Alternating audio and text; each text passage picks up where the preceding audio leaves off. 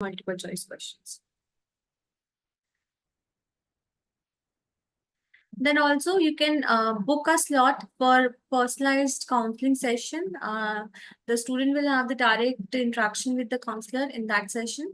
And also we have some subscription plans starting from basic to premium. So basic plan is of 3 months, standard plan is of 6 months, and premium plan is of 12 months. Okay. So the premium plan that is of 12 months, which costs around 50,000, includes all the services that is provided by Auricle, like pre-recorded classes, live class, live doubt clarification, one-to-one personalized guidance, notes, quick revision examination. So I would recommend all the students to take premium plan of the Oracle, so that you will have the access of all the features. Also, for instant 20% discount, you can use my code Aanchal20. Okay, so let's proceed with the internal marathon series. So the features are like rapid revision is there, volatile facts we're going to discuss, then multiple choice questions, and also we assure top-notch grades in the examination. So in today's class, the important topics we're going to cover that are tracks, physiology of pain. We're going to cover ANS, basal ganglia, muscle spindle, EEG. These all are the topic that we're going to cover in today's session. So first, we're going to discuss about the track and spinal. So what are tracks? So tracks are basically the group of nerve fibers passing through the spinal cord. Okay. So what are track? Tracks are the group of nerve fibers passing through spinal cord, right? So track are divided as short track. We have short tracks and we have long tracks also. Okay. Now, what are short tracks? Short tracks are basically those tracks which connect different part of spinal cord to itself. Okay. And in short track, we have the two division. First, that is association or intrinsic track.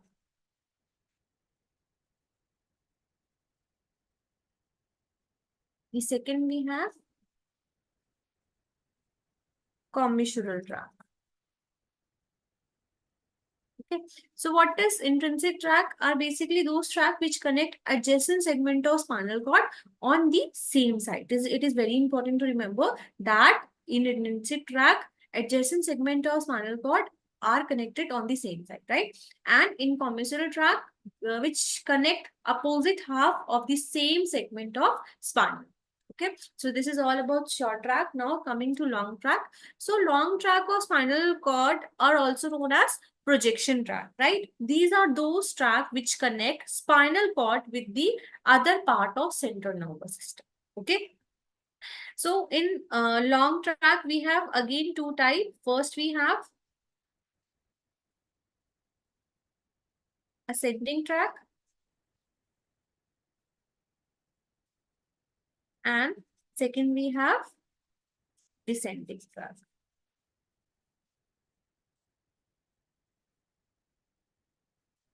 Okay. Now, what are ascending track? Ascending track are those track which carry impulse from spinal cord to brain. And the descending track are those track which carry impulse from brain to spinal cord. From brain to spinal. So first, now we're going to discuss about the ascending track of spinal cord. So what is ascending track? As we have discussed, the ascending track of spinal cord carry the impulse of various segment to brain, and also the pathway of each sensation is formed by 2 or 3 group of neurons. Okay. So in ascending track of spinal cord, we have first order neuron,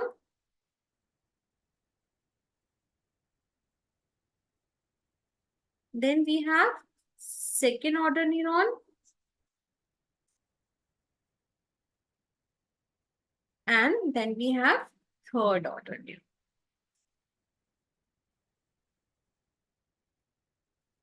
Right? So what is first order neuron? First order neuron which receives sensory impulse from the receptor and then send them to sensory neurons present in the posterior gray horn of spinal cord through their fibers, right? And what is second order neuron?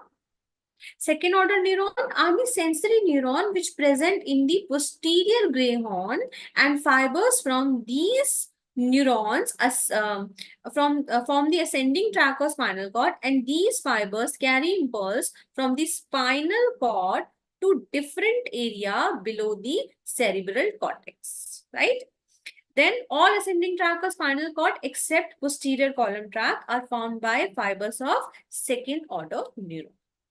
Then finally, we have third order neuron. So what are third order neuron? The third order neuron are present in subcortical area. Okay. Now the fibers of these neuron carry impulse from subcortical area to the cerebral cortex finally.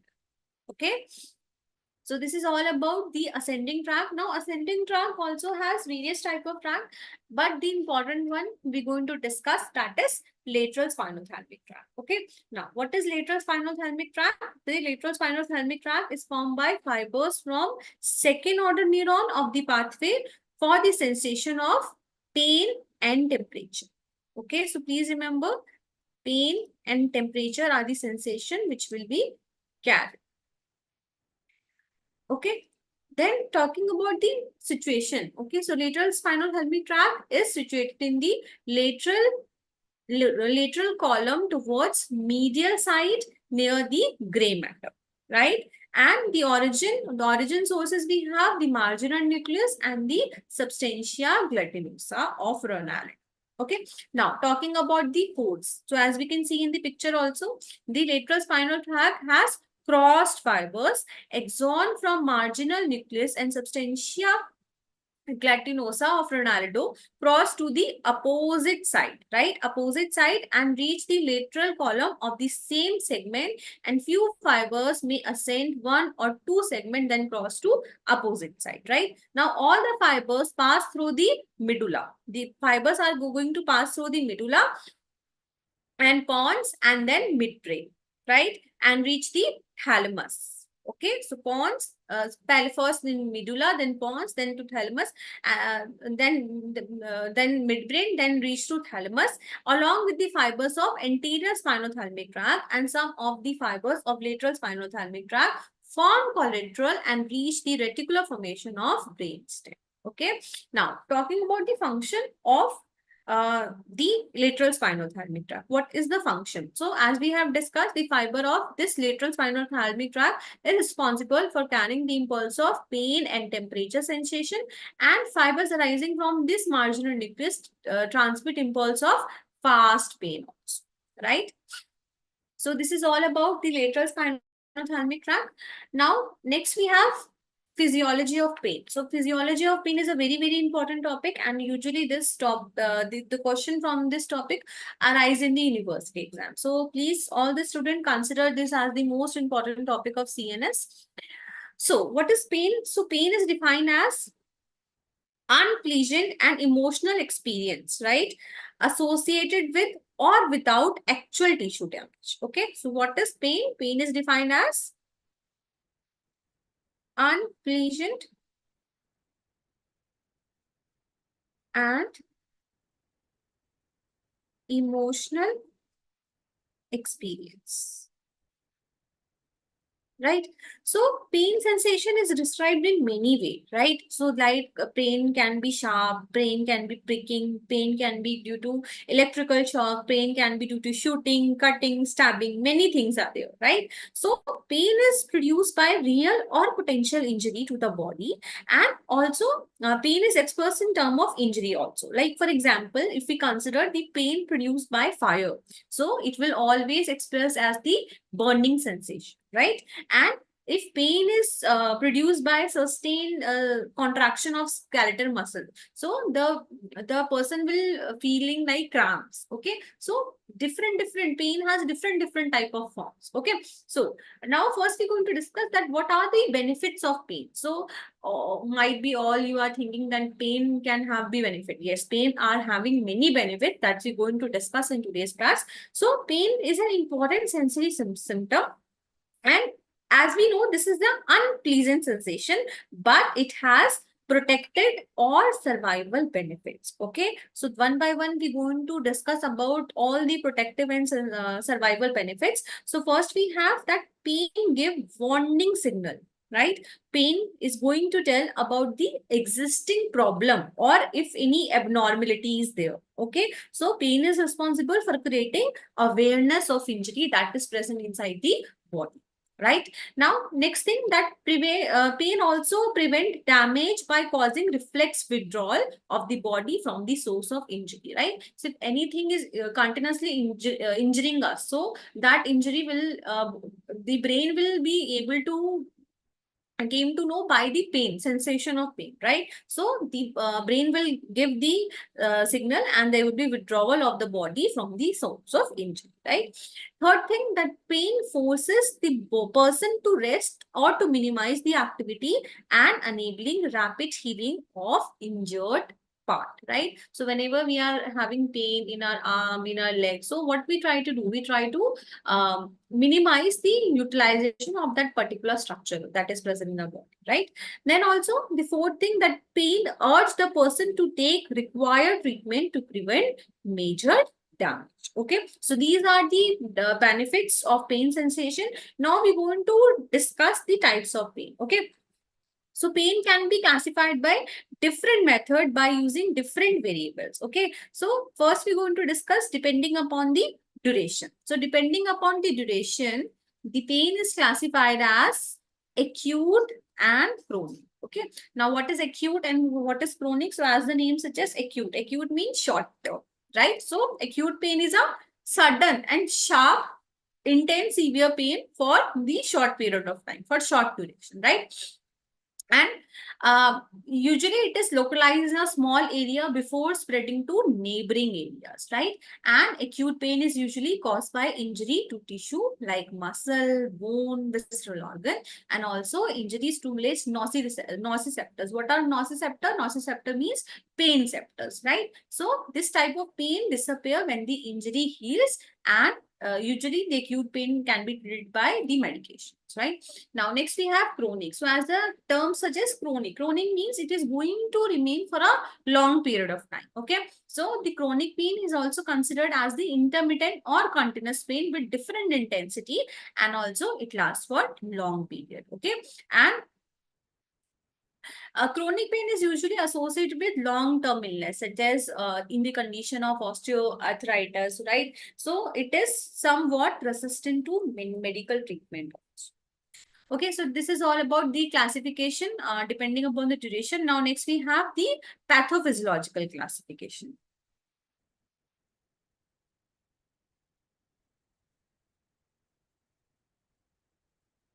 So in pathophysiological, we have two types. First, nociceptive, second, neuropathic. So what is nociceptive pain? Nociceptive pain is produced due to activity of nociceptors. Nociceptors are pain receptors, right? During tissue injury, okay? And also this type of pain is divided as somatic and visceral. Somatic pain and visceral pain.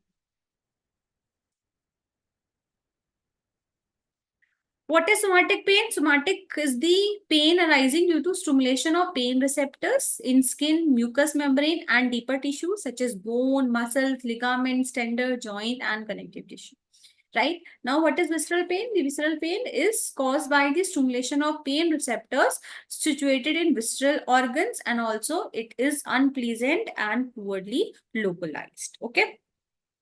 Then next we have neuropathic pain. So as the name suggests, neuropathic. So this is associated or occurs due to dysfunction or damage or compression or due to disease of nervous system. Okay, and also this neuropathic pain can also of two type, the peripheral neuropathic, and second we have central neuropathic pain. Okay, what is peripheral neuropathic pain? Which is caused by disease or lesion or peripheral nerves or dorsal root or dorsal root ganglion, and central peripheral pain occurs due to disease or lesion or structure present in brain or in spine.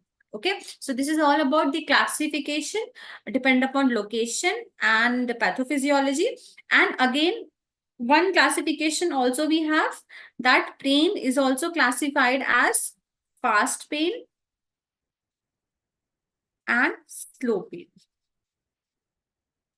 Okay, so this classification is depending upon the components. Okay, so what is fast pain? Fast pain means the first sensation. Okay, so whenever a pain stimulus is applied, so fast pain is experienced as bright, sharp, and localized pain sensation. Okay, then next we have slow pain. So slow pain means later on, that later, basically the fast pain is followed by the slow pain, which is experienced as dull, diffused, and unpleasant pain. Okay, so this is all about fast pain and slow pain. And also one more thing that you should remember, that fast pain sensation is always carried by A delta fibers, and slow pain sensation is always carried by C fibers, C type of nerve fibers.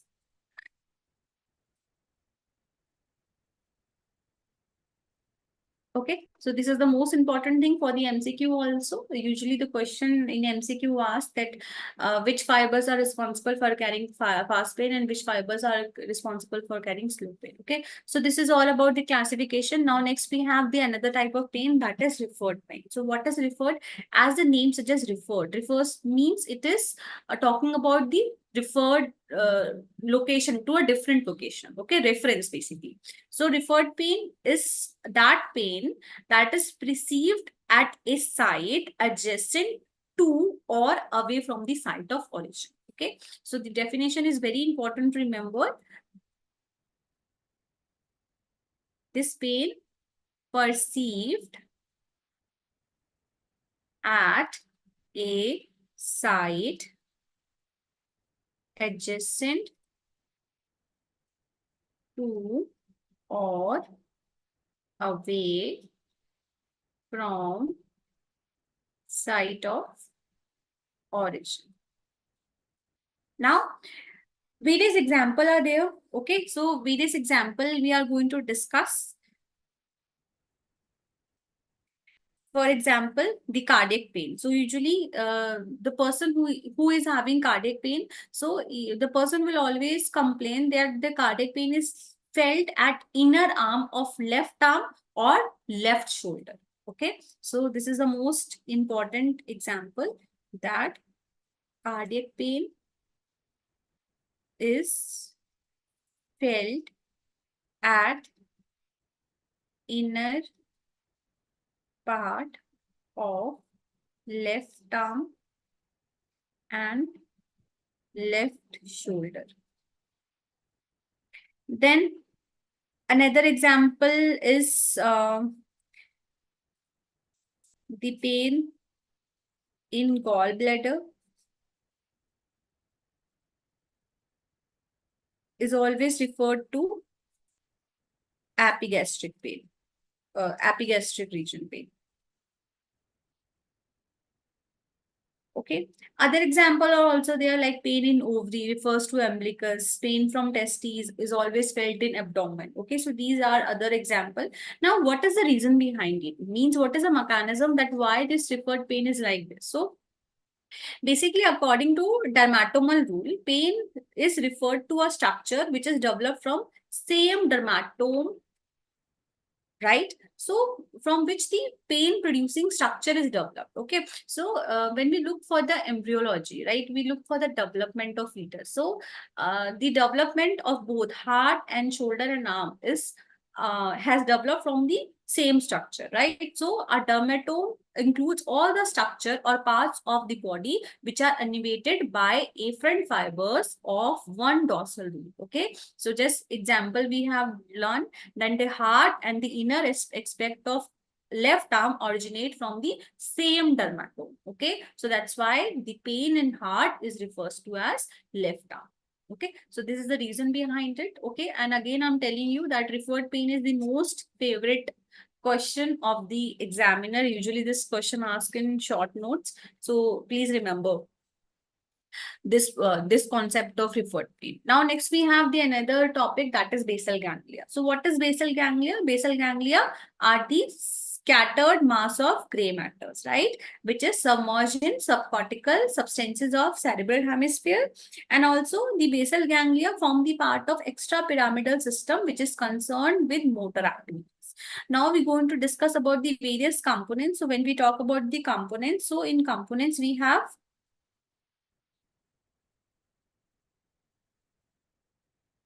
corpus stadium.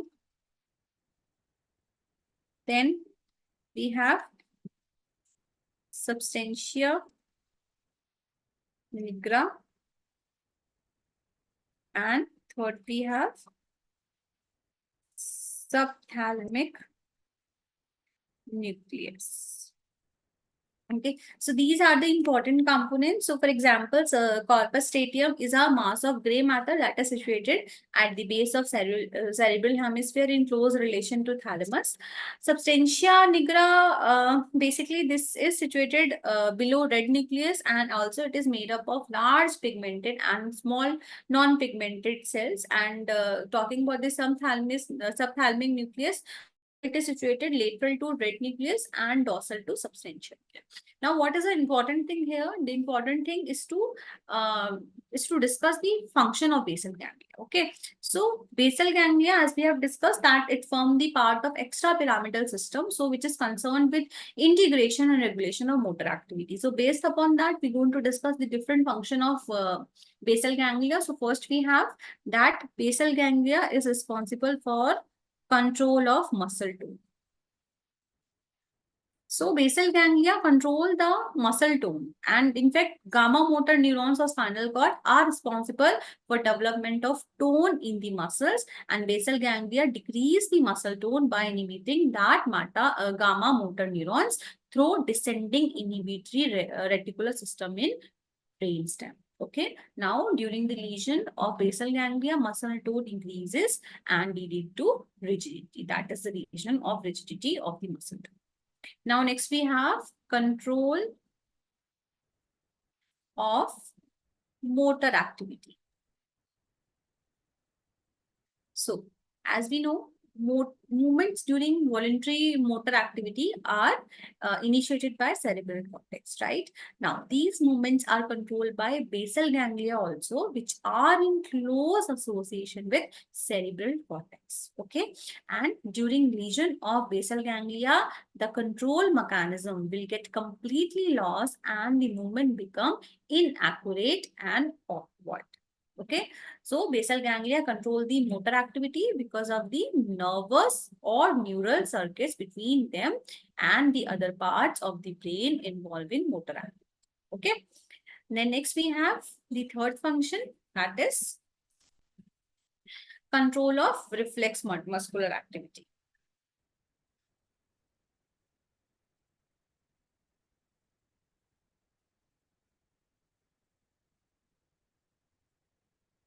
So some reflex muscular activity, particularly visual. Okay, the visual reflexes, which are visual reflexes and labyrinthine reflexes are there, which are very important for maintaining the posture, right? So basal ganglia are responsible for coordination and integration of impulse for these reflex during activity. And whenever there is injury or there is lesion in the basal ganglia, then the postural movement, especially the visual and that posture movements will become abnormal. Okay, then fourth we have control of automatic associated movements. Now, automatic associated movements are those movements that are present in the body which take place along with some motor activities, right? For example, swing of the arm while walking, appropriate facial expression while talking, or doing any work. So, basal ganglia are responsible for automatic associated movements. Okay. Now, fifth, we have role in arousal mechanism.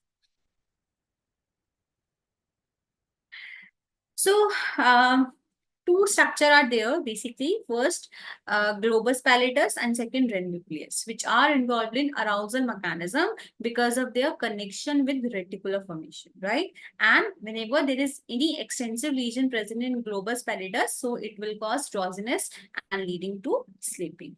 Now, next function we have role of neurotransmitter.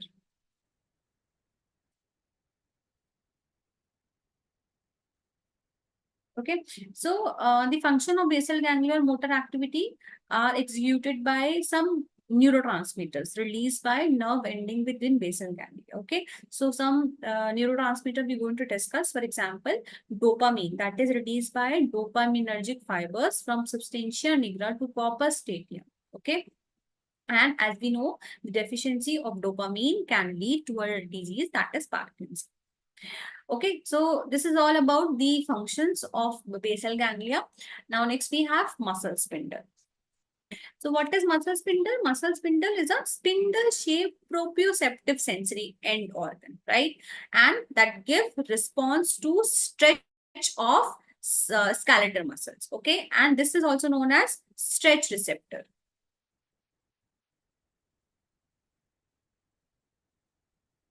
And also the spindle muscle is the another important topic for the university exam. So, muscle spindle that is located within the skeletal muscles, it is formed by intrafusal muscle fibers. Okay.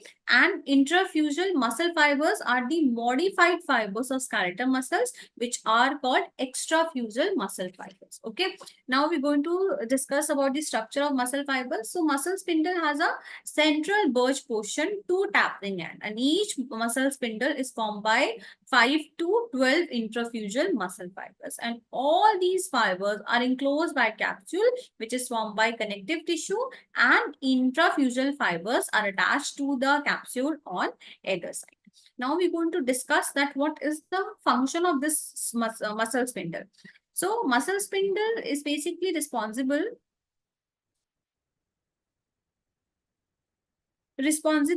to give response to change in length of muscle. Okay, give response to change in muscle length, and it detects how the muscle is being stretched and sends this information to CNS also through various sensory nerve fibers. Okay, then this information is processed to CNS to determine the position of different part of the body. Okay, so by detecting the change in muscle of the length of the muscle, the spindle play an important role in preventing the overstretching of the muscle. So this is all about the muscle spindle. Now next we have EEG. EEG stands for electroencephalogram. Okay. So what is EEG? This is the study of electrical activity of brain.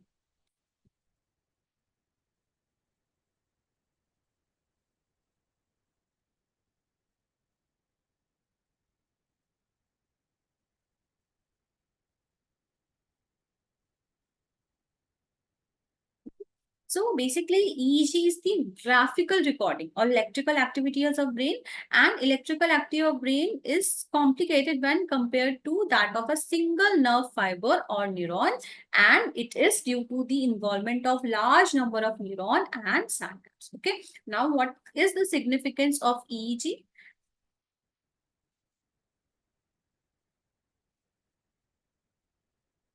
The significance of EEG Basically, EEG is useful in determining or in the diagnosis of various neurological disorder and sleep disorder also. For example, epilepsy. Okay, so epilepsy, which occurs due to excessive discharge of impulse from cerebral cortex, right? Now, next we have the disorder of midbrain.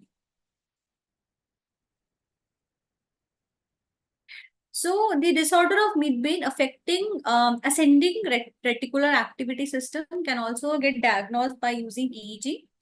And next, another we have subdural hematoma. So this subdural hematoma, which there is collection of blood in subdural space over the cerebral cortex. Okay, so this is all about the EEG and its significance. Next, we have the wave of EEG. So normally EEG has three frequency waves. First, alpha rhythm. Second, beta rhythm. Third, delta rhythm.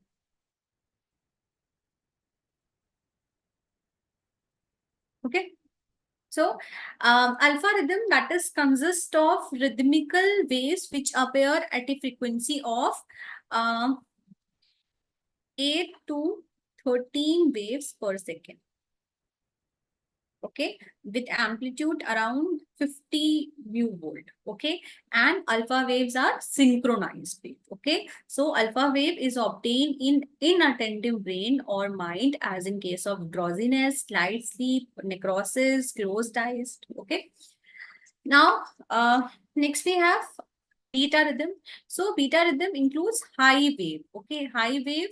The frequency is about 15 to 80 waves per second. And this is considered as desynchronized wave, and beta rhythm is recording during mental activity or any kind of mental tension or arousal state. Okay, and it is not affected by the opening eyes. Okay, now next we have delta rhythm. So delta rhythm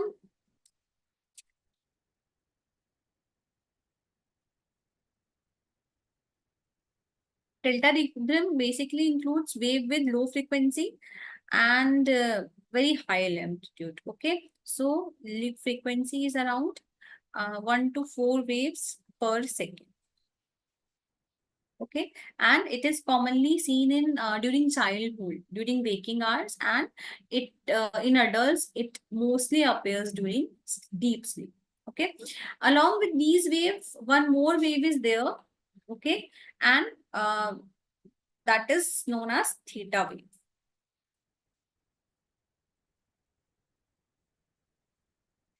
So theta waves are obtained generally in children below the age of 5.